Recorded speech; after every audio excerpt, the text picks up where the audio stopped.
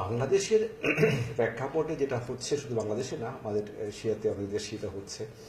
আমরা দেখি যে এমপ্লয়ারদের সাথে যারা এমপ্লয়ি, এদের যে সম্পর্কটা একটু একটু মাস্টার, রুলার এবং সার্ভেন্ট, ওই ধরনের একটা সম্পর্ক তৈরি হয়ে যায়। কেউ চাচ্ছেন যে না, কাকে কাজটা করতে হবে। হয়তো মালিকটা চিন্তা ভাবনা করেন যে পয়সা বাঁচানোর জন্য যে একটা ক্রুকে যদি আমি একটা রুটে ইউজ করি, আমার একটা ইকোনমি সেভ হইলো। কিন্তু ওই পার্টটা ভুলে যান চিন্তা করতে যে একটা ক্রু তো যে মানুষ, তার মেন্টাল স্টেট একটা আছে, তার তার তার একটা লোড নেওয়ার ক্যাপাসিটি আছে।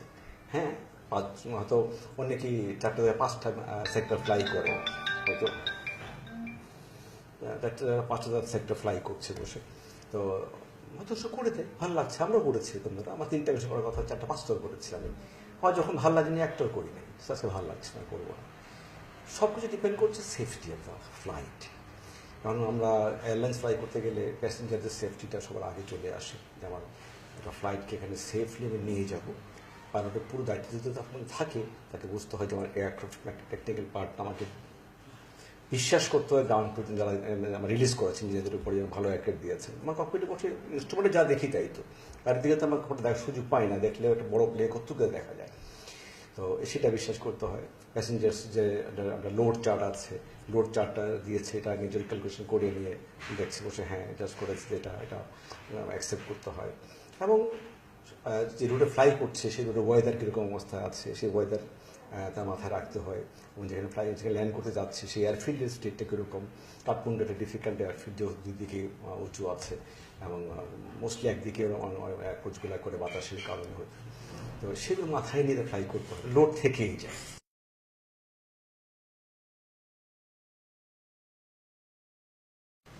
এই লোড যে একটা কাজ করে মাথায়, এটা আমাদের দেশের অপারেটর যারা আছে, বিমান ছাড়া, বিমান যদি প্রফেশনাল হয়ে গেছে, বিমান অনেক অনেক অনেক উপরের লেভেলে চলে গেছে এইসব দিক থেকে।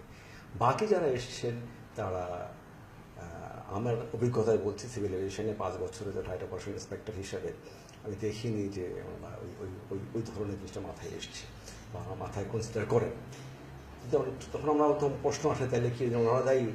ওনাদেরকে একা দায়ী করা যায় না, যেহেতু যারা কাজ করেন ওখানে কোনো না কোনোভাবে এক্স এয়ারফোর্স অথবা এক্স সিভিল এভিয়েশন, ওনারাও তখন মৌলিককে খুশি করার জন্য যা দেওয়া প্রয়োজন সেভাবে চলে যান, সেফটিটা ভুলে যান।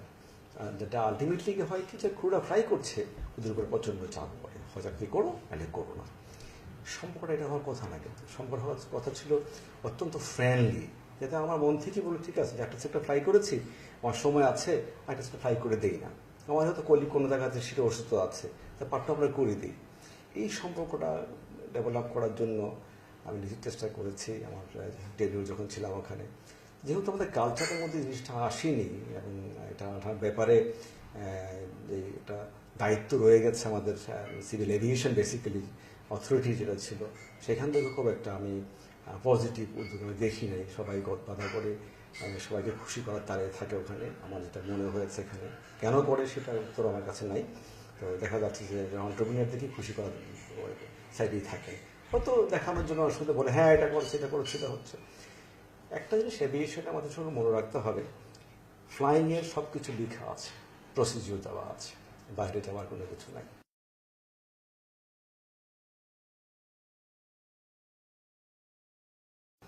রিপোর্টটা দেখে মনে হচ্ছে এখানে আবিদের সময় যা বলেছে ক্যাপ্টেন আবিদ, সে স্মোকার ছিলেন, দিয়ে দিয়েছে, মেন্টালি স্ট্রেস ছিল, থাকতে পারে, এগুলো মানুষের মধ্যে থাকে, মানুষই স্মোক করে। প্রশ্ন আসবে এখানে, captain Abid light to the control tower, কীভাবে সে লাইটটা করলো? আমরা তো ভিডিও দেখেছি, সেখানে তো আমরা জিনিসগুলো পাইনি। আমার পেপারেতে ঘটনা পড়ে তো কোথাও দেখিনি যে মিথ্যা কথা বলেছে, রিপোর্টে চলে আসছে সে মিথ্যা কথা বলেছে। মিথ্যা কী মিথ্যাটা বলেছে? সে কি এক রানের কথা বলে অন্য রানেতে এসছে? সে কি একটা তার পজিশনের রিপোর্টিংটা মিথ্যা বলেছে? সে ডান দিকে থাকার কথা বাঁয়ের থেকে ডানে কথা বলেছে? এটা একটু পরিষ্কার হওয়া দরকার এগুলোতে, নাহলে পাল্টের উপরে ওর ক্যারেক্টার অ্যাসিনেশন হচ্ছে, ওর উপর ব্লেমটা চলে যাচ্ছে। স্মোকড ইনসাইড দ্য ককপিট, মানুষ তো স্মোক করে, স্মোক ওয়ার্ল্ডের সব দেশেই করে। ককপিটে যে স্মোক করা যাবে না, সেটার জন্য কি আমাদের ইউএস বাংলার যে অপারেশন ম্যানুয়াল ছিল সেখানে কি লেখা ছিল, ইনস্ট্রাকশন ছিল যে this cockpit is prohibited, smoking prohibited, smoke করা যাবে না। তাহলে তাহলে সে ভায়োলেট করেছে, তাহলে আমার দেখতে হবে অপারেশন ম্যানুয়ালে কী লেখা আছে। তাহলে যদি করে থাকে এটা স্মোকার, তো সে একদিনই সে স্মোক করেনি, সে তো ডেলি ফ্লাই করছে ওখানে, সে চাকরি করছে 2 বছর ধরে ওখানে বা তার চেয়ে বেশি সময়টাতে, তাহলে সে কি একদিনই স্মোক করেছে? তাহলে আগে কেন দেখিনি? স্মোক করলে তো এখানে সাথে আজ পাইলট থাকে, রিপোর্ট করার কথা।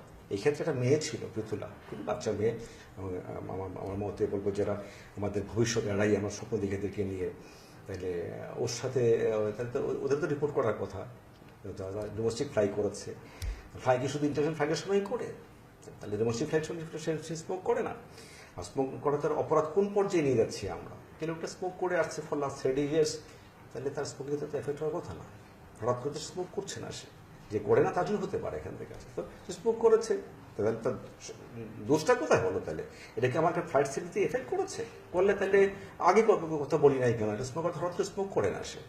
তাই বলেছে মেড অ্যারোনিয়াস ডিসিশন।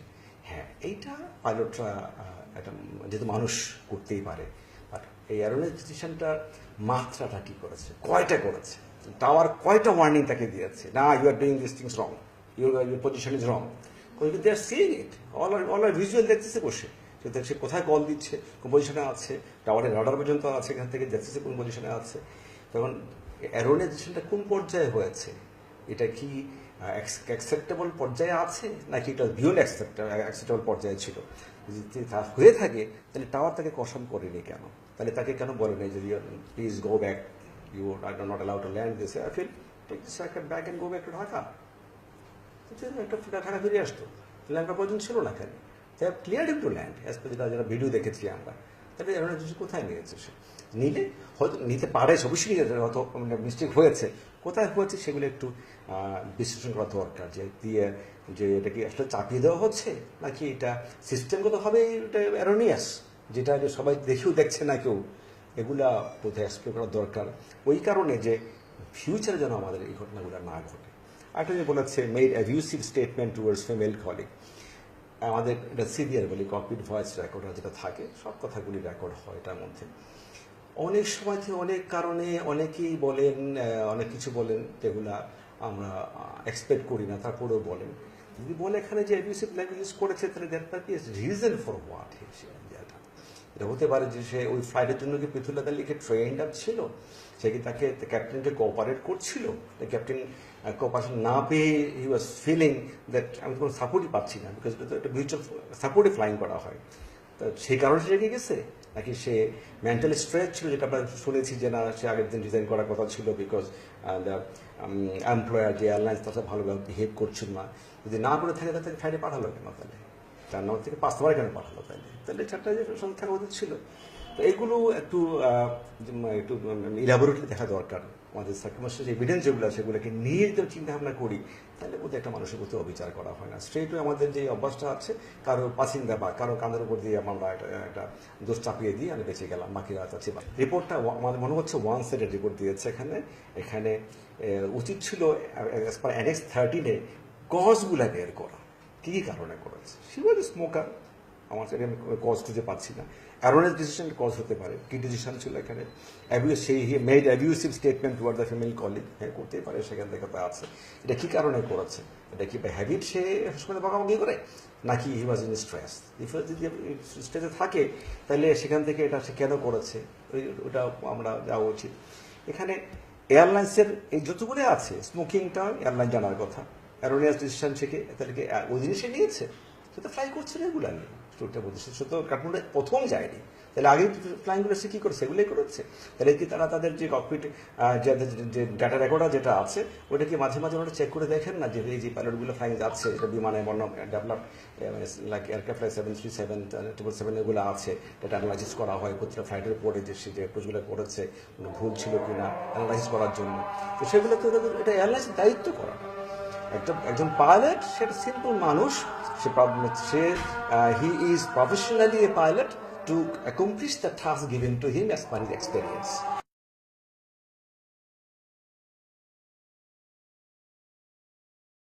টাওয়ার থেকে একটা প্রসিডিউর আছে, ওরা বাইনোকুলারদের দেখে টাকাগুলো ডাউন আছে কিনা। তাহলে টাওয়ার থেকে কোনো কল দেওয়া হয়নি যে সে 3 gears but gears are not down, এটা তো আসেনি। এই যে মনে হচ্ছে রিপোর্টটা এক পেশে হয়েছে, ওরা যা মনে করেছে দেয়াল বলা সেটাই বলেছে। সিম্পলি বলা যে বিএস 211 ফ্লাইটের তো যেটা ছিল বিএস 211 ছিল, ফ্লাইটের কত নাম্বারটা ছিল এখানে flight just ground, your gears are not down, or please put your gears down. So the down, yes, now gears are down, clear for land. Other bole dibe gears are not down. So if you reported 3 greens but your gears are not down, there's something malfunction is ground. তো সে পাওয়ার open করে গ্রহণ করে দেখবে, check করে হ্যাঁ গিয়ারটা আমি down করেছি, green দেখাচ্ছে, চাকা তাহলে বের হয়নি, তখন আবার নিয়ে প্রসেস হচ্ছে রানের উপর দিয়ে সোজা একটু লো হয়ে ফ্লাই করে যাওয়া, ওই দেখবে যে হ্যাঁ 3টা গান ডান দিয়ে ডাউন হয়েছে কিনা, লকড হয়েছে কিনা, তাহলে গ্রিন এখানে আসবে। প্রসেস ফলো করেনি কেন? মানে টাওয়ার কিছু বলেনি তাকে, প্রশ্ন চলে আসে টাওয়ার তাহলে হেল্প করেনি, টাওয়ার দায়িত্ব পালন করেনি, তার উচিত ছিল বলা ওখান থেকে, তাহলে ডান না থাকলে এটা কেন ইনভেস্টিগেশন বেরিয়ে আসবে, চিকিন বলেছে, তারপর ইনভেস্টিগেশন করে বের করা হয়েছে সেখান থেকে যে ও ডাউন তো ছিল না, বিদ্যুতের কথা বোঝা গেছে ডাউন ছিল না। এগুলো সব কনফিউজিং কথাবার্তা বলছে। ইনভেস্টিগেশন হবে ভেরি ক্লিয়ার, ভুল হতেই পারে, এটা আমরা ধরেই নেই, কিন্তু মানুষ এনজেল না, কিন্তু কতটুকু ভুল হয়েছে, কোন পর্যায়ে হয়েছে, কোন পর্যায়ে কার কি দায়িত্ব ছিল বলা, যে টিম বলা যে টোটালি একটা টিম প্লে হচ্ছে একটা ফ্লাইংটাকে, টাওয়ার থেকে একটা বিরাট রোল রয়ে গেছে, ককপিটে যারা রয়ে গেছে ল্যান্ডিং ফ্লাইংয়ের সময়, ফ্লাইট প্রিপারেশনের সময় একটা রয়ে গেছে, যারা থাকে সাপোর্টিং, সবাই মিলে আমরা কাজটা করি। এই রিপোর্টটা আমার কাছে মনে হচ্ছে যে এটা হয়তো কোনো কারণে করেছে এখান থেকে, যেটা আমি জানি না কী কারণে, এটা এক পেশে হয়ে গেছে, সম্পূর্ণ ব্লেমগুলো পাইলটকে দিয়েছি, এটিক বিহেভিয়ার, এটা করেছে সেটা করেছে, গালমন্দ করেছে, এটা বোধহয় NS 13 অনুযায়ী রিপোর্টের মূল উদ্দেশ্য না, এবং এটা দিয়ে জানি না আমরা কী বোঝাতে চেয়েছে BS 11 ফ্লাইটের জন্য। মনে হয় এখান থেকে এটাকে আরও থরলি আমরা যারা কোনো ইন্টারেস্টেড পার্টি না, যারা আমরা কোনো পার্টির ইন্টারেস্টেড না, আমাদেরকে সুযোগ দেওয়া উচিত, যেখানে আমরা ডকুমেন্টগুলো দেখে বলতে পারি যে না আমরা তো এটা চাইনি, চেয়েছি এটা কেন হয়েছে।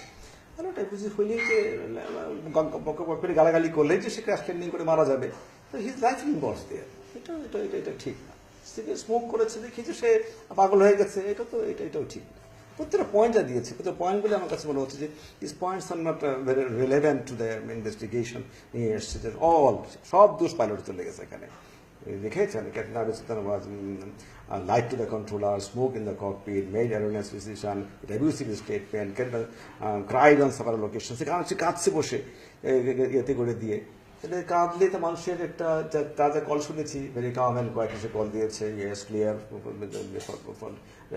রজার ক্লিয়ার ফর ল্যান্ডিং, কিন্তু আমরা তো ভয়ে বুঝতে পারছি না, যেগুলো আমরা ইউটিউবে পেয়েছি, plan to resign on the next day, on the day before, এগুলো তথ্য পেয়েছি, অর্থ করেছে, যেটা হতো আমরা এয়ারলাইন্স থেকে নিয়ে আসবো আমরা, যে হ্যাঁ এটা একটা কন্ট্রিবিউটিং ফ্যাক্টর হতে পারে, যে হ্যাঁ তার মনটা খারাপ ছিল, কিন্তু ক্র্যাশের জন্য এগুলো দায়ী আমি কনভিন্স না।